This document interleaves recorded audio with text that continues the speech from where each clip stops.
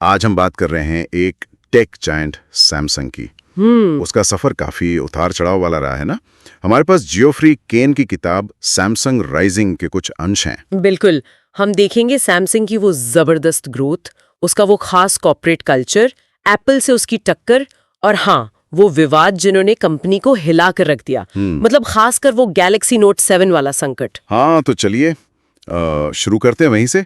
Galaxy note 7 संकट, एक ऐसा फोन जिसके चक्कर में फ्लाइट्स रोकनी पड़ी, लोगों के घर में कारपेट जल गए। ये सिर्फ एक फोन की गड़बड़ी नहीं थी, ये तो दक्षिण कोरिया के लिए एक तरह से इज्जत का सवाल बन गया था। सही कहा।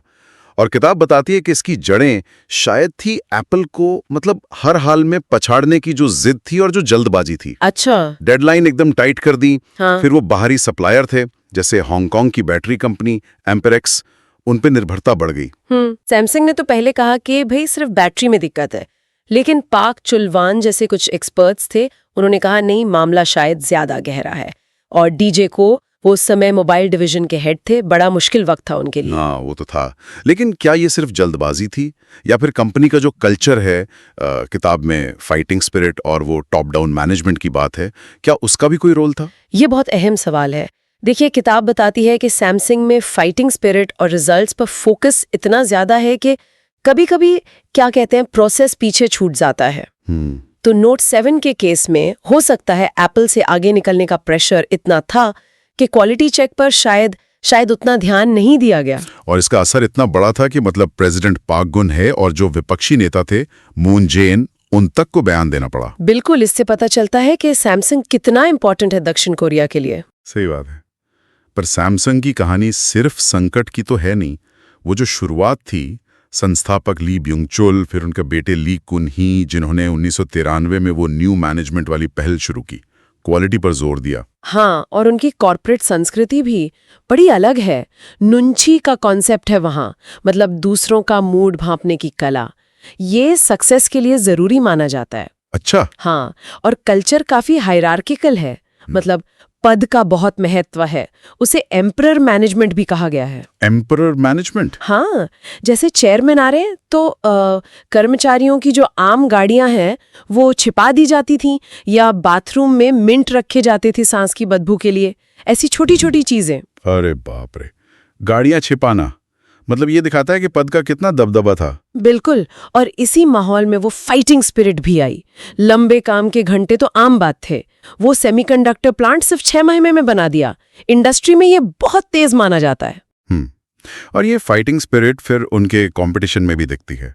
पहले सोनी को पीछे छोड़ा, फिर एप्पल को पछाड़ने का तो जैसे जुनून था। हाँ, वो the next big thing campaign याद है?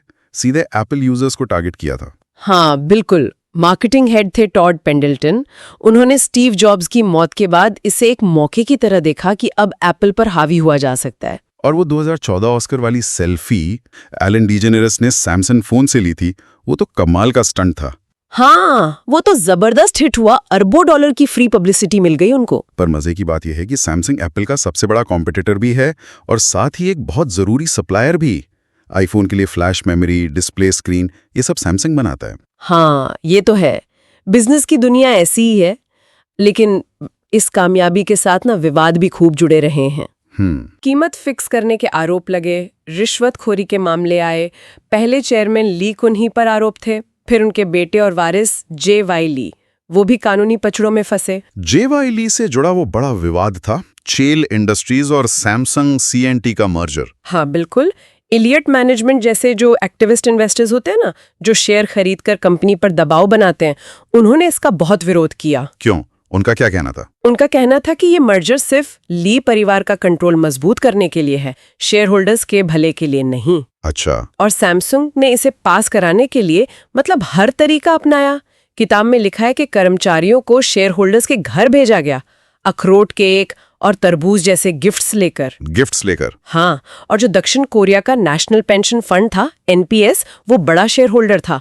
उस पर कथित तौर पर दबाव डाला गया कि मर्जर के पक्ष में वोट करे। बाप रे। और इसी चक्कर में जे.वाई. ली की गिरफ्तारी भी हुई थी, वो प्रेसिडेंट पाक गुनहे वाले रिश्वतखोरी केस में। वही मामला। आरोप था कि मर्जर के लिए सरकारी सपोर्ट पाने के लिए उन्होंने प्रेसिडेंट की जो करीबी थीं, चोई सुन-सिल, उनको घोड़े खरीदने के लिए रिश्वत दी थी। घोड़े खरीदने के लिए? हाँ। बाद में फिर एक और स्कैंडल आया, सैमसंग बायोलॉजिक्स अकाउंटिंग स्कैंडल। उसके तार भी इसी मर्जर से जुड़े पाए गए।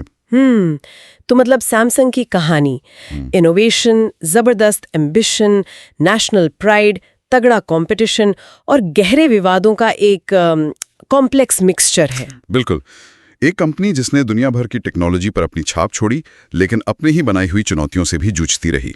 ये सोचने वाली बात है कि क्या इतनी बड़ी, इतनी प्रभावशाली कंपनी अपनी वो जो गहरी जड़ों वाली कॉर्पोरेट संस्कृति है और जो फैमिली कंट्रोल की विरासत है, क्या उससे आगे बढ़ पाएगी, खासकर जब ट्रांसपेरेंसी और गवर्नेंस पर लगातार सवाल उठते रहे हों। हाँ, ये एक बड़ा सवाल है और इसका जवाब शायद सैमसंग को आने वाले वक्त में देना होगा।